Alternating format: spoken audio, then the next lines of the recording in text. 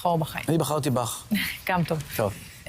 אורית אורקבי די-ג'יית והילה צבר שהיא מפיקה. הן מרימות את המורל, הן בעצם נשים דתיות שמגיעות לשמח חיילות ונשים שפונו מבתיהם. בוקר טוב. בוקר טוב. בוקר טוב. מה שלומכם? בסדר גמור. משתדלים לשמור על מורל גבוה. כן, ברוך השם. די-ג'יות בתקופה כזאת זה בכלל הגיוני? יהיה די-ג'יי. לא חשוב, שלא תחת. די-ג'יי בתקופה הזו. זהו, כן. קודם כל, לפני הכל אני רוצה להגיד תודה לבורא עולם, כי בלעדיו נראה לי שגם אני וגם היא לא היינו מצליחות להרים את עצמנו ולשמח את עם ישראל בתקופה הזאת, אז קרדיט אליו זה דבר ראשון. והוא שלח אתכם לשמח חיילים וחיילות עם די-ג'יי? קודם כל, הוא נותן את הכוח, כן. זה בלעדיו אנחנו כלום, אין ספק. מה שבעצם גרם לנו זה, אני לפחות זוכרת את עצמי בתחילת המלחמה, כאילו, אתה יודע, כל הכאוס שבמוצאי שבת ראיתי והכל, אמרתי לעצמי ביום ראשון, אין סיכוי, כאילו, אני נופלת עכשיו, ונפלתי.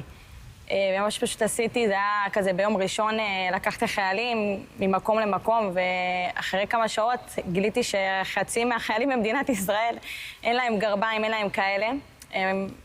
היה מלא חוסר, אני מאמינה שאתם מודעים לזה.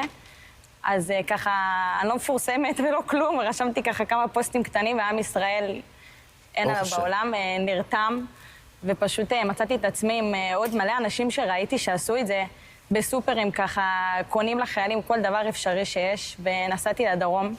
יום אחרי זה ככה בלי...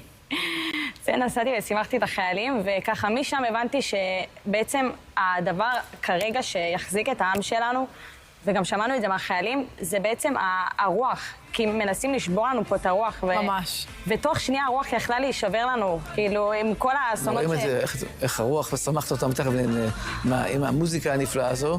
כן, זה באמת אחת התהלוכות שעשינו בראש העין, עשינו כמה תהלוכות בתחילת המלחמה.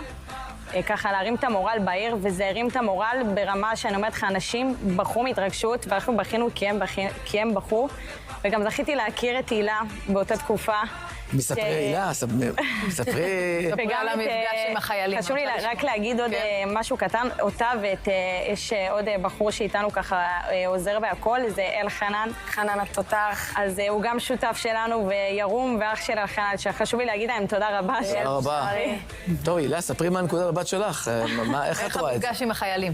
מטורף, זה באמת מדהים. כאילו, אתה יושב בבית ואתה אומר איך אני יכול לעזור, אני לא מהצבא, עשיתי שירות לאומי ולא גייסו אותי, ואני לא אנשי כוחות הביטחון, וכן בא לי לעשות משהו, כן בא לי להשפיע, כן בא לי לשמח, ואני שמעתי שהרב ליאור אנגלמן אמר שהעורף מחזיק את הראש, ואני באמת, באמת מאמינה וחושבת שעם ישראל זה העורף שמחזיק את הראש, שזה באמת כוחות הביטחון והחיילים וכל האנשים שעושים את העבודה הבאמת קשה, וזה חשוב שאנחנו נרים אותם, ולהרים את עצמנו זה לא פחות חשוב מלהרים אותם, וזה לגמרי חלק מהעניין, וזה ללכת, וזה לשמח, וזה לעשות מה שאפשר. בפועל אתן מגיעות לשטחי כינוס, לבסיסים, לזה? כן, אנחנו ממש נכנסות לבסיסים עצמם, מקבלות אישורים את כל מה שצריך, נכנסות שם לבפנים, מרימות להם, שמות שירים, מסתובבות עם דגלים, צועקות להם, עם ישראל חי. איזה סוג של שירים? כל השירים שהכי מרימים בתקופה הזאת, שעם ישראל חי וחזק. שומעים את זה ברקע. כן, זה עם החיילות נגיד. נכון? זה הסאונד. אתם מגיעות עם עמדה, עם...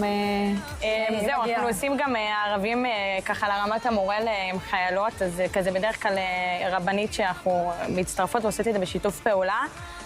ואת מרגישה כמה עם ישראל, כי חוץ מהחיילים שאנחנו דואגים להרים להם וגם החיילות, עם ישראל צריך את זה. אני אומרת, אחים, זה בכבישים שאנחנו פוגשים אנשים ומרימים להם, וזה פשוט, זה מרגש עד דמעות. אני יכולה להגיד לך, גם אותי כל פעם מחדש, כי אני חושבת שזה מה שאנחנו אמורים ללכת איתו, וזה מה שמיוחד גם בעם שלנו, שלמרות כל הנפילות, העם לא נשבר, וכאילו אני זוכרת שבתחילת המלחמה, שבועיים אחרי שהתחיל, ראיתי איזשהו סרטון של אב שקול, שאחרי שהוא מצא את הבן שלו, את הגופה בכל הטבח, הוא פשוט, אני זוכרת שהוא אמר, מה שעם ישראל כרגע צריך, זה פשוט לצאת לרחובות עם דגלים, להרים את המורל, ובדיוק היינו בדרך לשם, וזה כאילו כל כך חיזק את המקום הזה, ובאמת זה הדבר הכי מרגש שאפשר לעשות, ואני אומרת, גם אם אלוהים נתן לנו את הכלים האלה ואת הכוחות האלה, באמת לקום ולעשות את זה כל פעם מחדש, וכל יום אנחנו בפרויקט גם אחר. עם מפונות, וגם עם לא, זהו, אני חושבת שמה שייחודי פה זה